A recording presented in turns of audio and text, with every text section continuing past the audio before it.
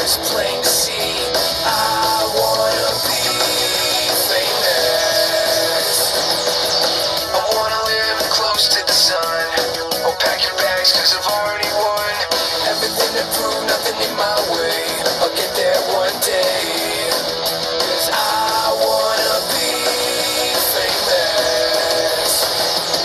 Na na na na na na na na na na na na na. I wanna be famous. I wanna be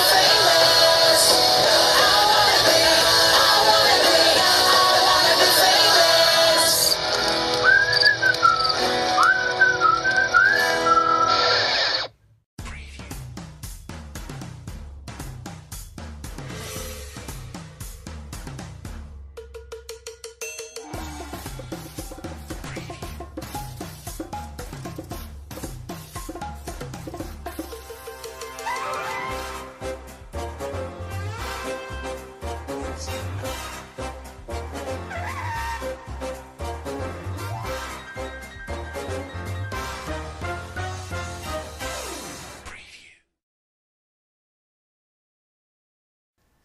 Hey everyone, Rascal here. And Mama, welcome to the next episode in our Total Drama Spotlight series. This time we're going to season 2 of the show, Total Drama Action! This time the season takes place in a movie studio lot in the city of Toronto, and the cash prize has gotten quite a boost. Instead of $100,000, it's now the standard $1 million. And the season tackles different movie genres like Western, sports, war, spy, horror, and many more. Okay, first, we said in the first podcast series that the first prize was $1 million. We should have said 100,000. Well, it became $1 million Right. later. And second, I can't believe these kids came back for season 2. Right, it's just the money. Well, at the end of the first season, they had this sort of winner take all game where the winner could exchange $100,000 prize for the $1 million, and this time everyone got a chance to do it, so everyone worked together to find it, and it was like a whole hour-long special. But by the end, the money got eaten by a shark. And then the ones who were in a 14-way tie, he picked to be in the next season. And he's like, why can't we miss out on that? And I still can't believe they came back after Right, all the money. stuff they went through. Yeah, I was like, these people aren't coming back. Yeah. And they came back ready. It's like $1 million. And I remember Owen kept saying, my mom's got a lot of debt she's got to play off. I got to get money for my mom. Right? And that's funny because that's what they did. They said, after all the crap you put us through this season, as if I'm going to come back. And I said, well, if I raise it to $1 million, okay, maybe I'll do it for that. And then they had this whole little teaser that people were ecstatic for. It said, with $1 million chances to win with Total Drama Action, and then you had a little signature whistle, and then you have to wait a whole year next summer to get the next season. Like, oh man, because that was the theme. It would air, every season aired every summer, so that's what you watched during the break, which really worked because they got a ton of views. And they got even more crazier and outrageous, the challenges and the things that they had to do. Right. As we said, each challenge are tackling different genres of movies. Like the very first one they do when they get there, before they even had the teams, was a monster movie, and they had to get Godzilla.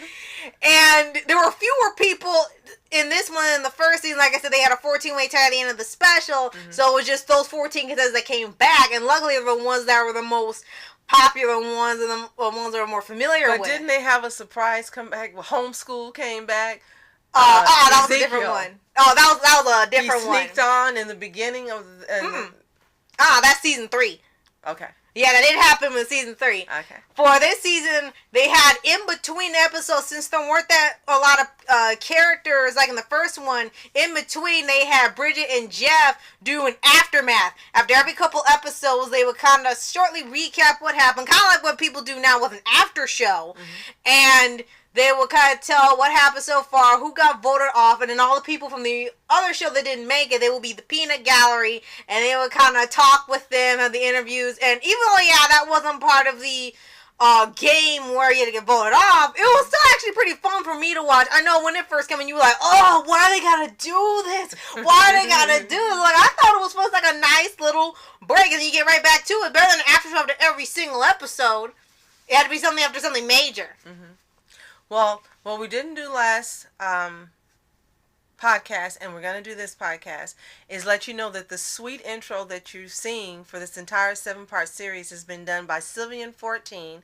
And thank you so much, Sylvian. We need to give you a shout out and tell you thank you. Yes, that was an amazing intro. Oh my goodness. Loved it from beginning to end. You got all these different seasons in one. Thank you. Thank you. Okay, now for this Oh one, for this season, also the voting is different too. Instead of going to a dock of shame, you go to the red carpet of shame and a limo of losers. And you still, same thing, if you get voted off, you left the show. Only this time instead of marshmallows, you got golden statues of Chris. Yes. Like you were winning an Oscar. Because it's all about Chris McClain. Right, and each one, it was like some big Oscar show, and it would just be there. And getting eliminated, so it was like the Oscars backwards. Right. Oh, man. And the challenges, like you said, were even crazier, because they were also parodying all these different aspects of movies like Alien vs. Predator, 310 to Yuma, Remember the Titans, James Bond, the Right Stuff. They had all these different movies from all these different genres, and you knew exactly what they were. And also, we got to see more of the characters because of what happened in the first season. Right. Like, they kind of changed a little bit. Like, Heather wasn't the villain for once because of what happened. Right. So, we ended up seeing more, mostly of Gwen and Trent and how that started to go downhill. And Duncan. Yeah, and Poor Duncan. Yeah, and then Duncan, and do more. And then, you think I see more Harold, Lashana, and Owen. Oh my gosh, I forgot about Lashana. Oh my gosh, she couldn't dance. Oh my gosh, I'm picturing her in my head now with that dance. And they were like, stop, please stop. Oh yeah, when they have one pairing beach blanket Bingo.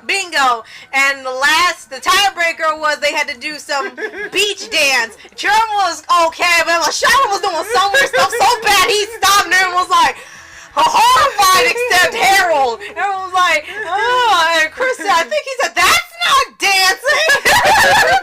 And like I said, the challenge, oh my god, and then how they would finish them were even crazier. They even had one was a whole parody of One Flew Over the Cuckoo's Nest. And the whole one was a hospital theme one. They all thought they were sick and they were losing their minds. And, oh no, I got it! Oh no, I got it! Oh no, I got it!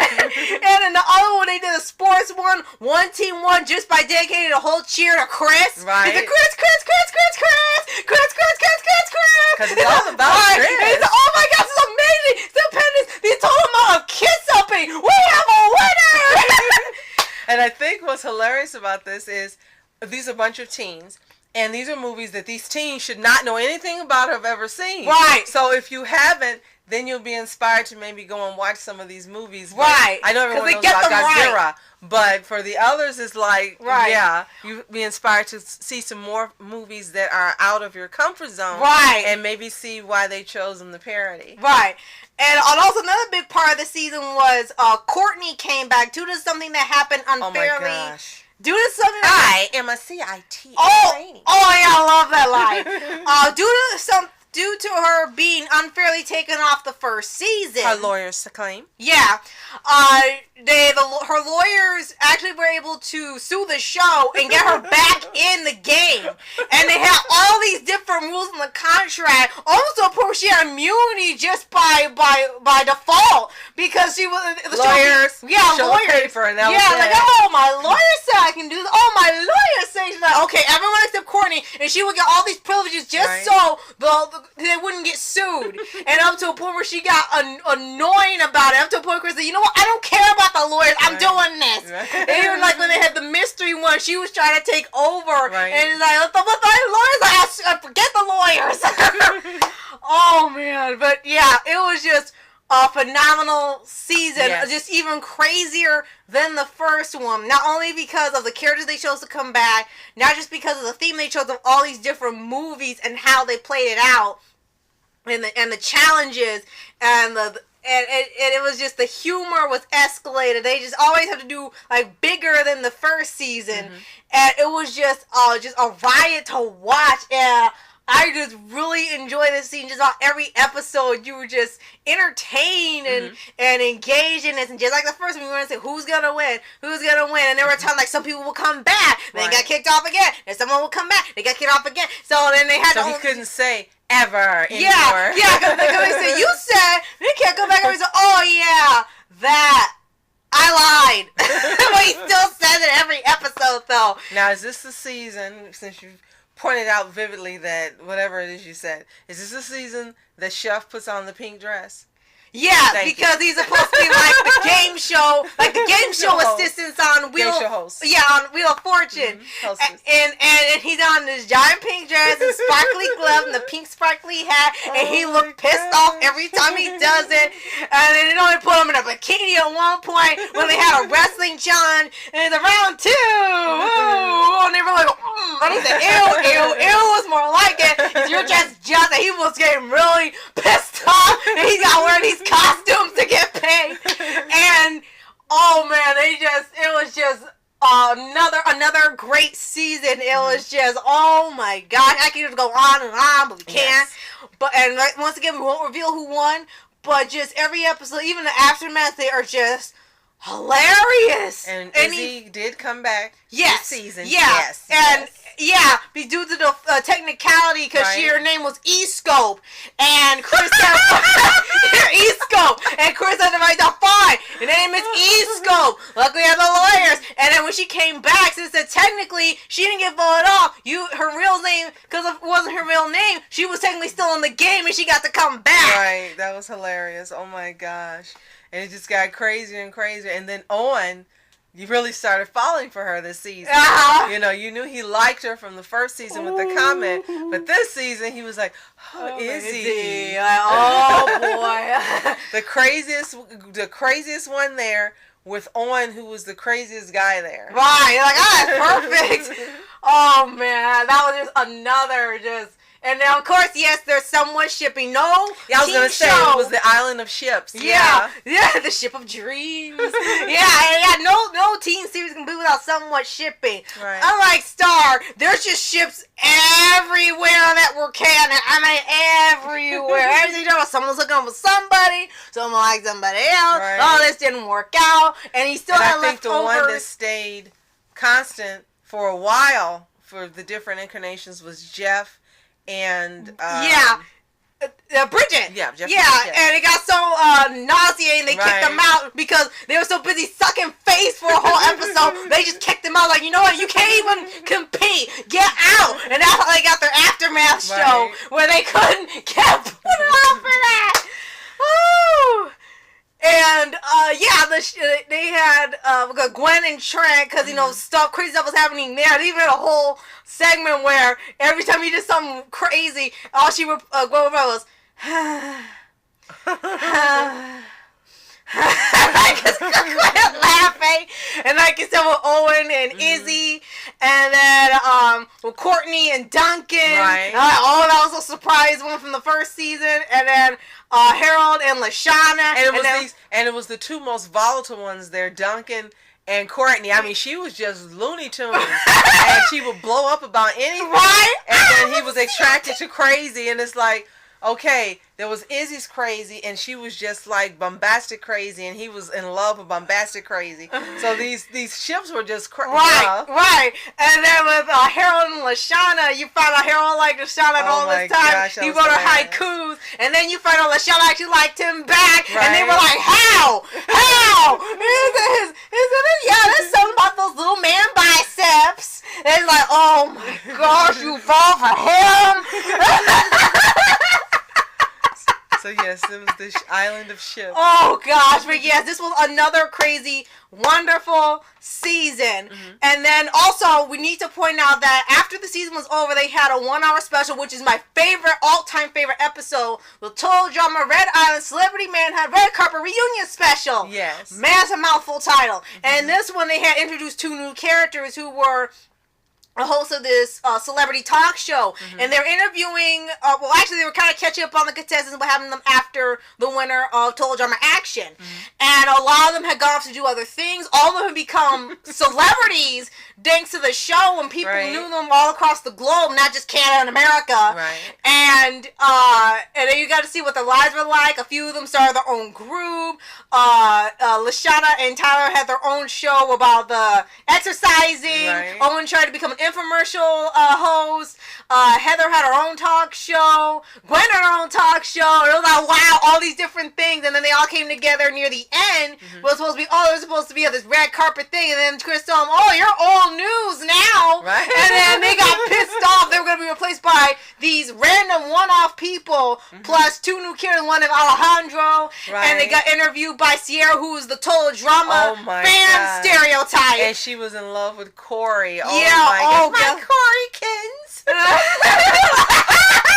And then it comes to where they were going to go to Seattle. They were going to go by bus. They didn't want to lose their fame because they loved being famous and loving all these people. So they stole his bus and were hijacked to go to the Oprah Winfrey show in Seattle to go get their fame back so they wouldn't be replaced. And they've been this whole high-speed chase in the desert, and they almost crashed on DJ's mom's bus, and she was causing the crap. And it was just like, oh my gosh. And then by the end, they find out they were still safe in their celebrity stardom. Right. And then they got to introduce two new characters to the list. And they told you, okay, so next season we're going to have another one where they go around the world. Right. And they said, what do we do next? And it's, how about a musical? Like, yeah, everyone's doing that now. Let's do that. And so they were going to call it Total Drama the Musical until something broke because they sang too much. Okay, maybe not. And then the last thing you see before it goes off was Total Drama World Tour. And then now you got to wait a whole nother year for that.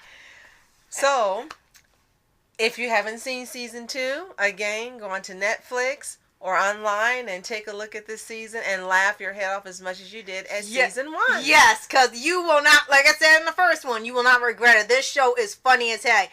Even though you may not be a fan of some of the like potty humor or gross out humor they got, it's still a fantastic show to watch. You can get by that to watch it. Absolutely.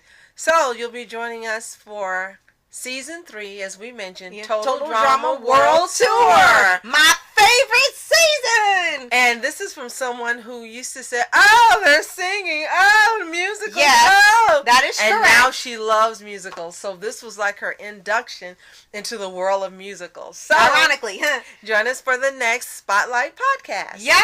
I'm Rascal Entertainment. And I'm Mama Entertainment. Have a fantastic day. Peace. And reporters sitting flashing lights, trying to walk around, man, who the hell are you? What you wanna do? My man, it's on you. Man, it's on you. Hit her in my dreams, she was my queen. A castle in the mountaintops, rivers and streams. Plucking sunlight from the sky in my pocket, give it to you.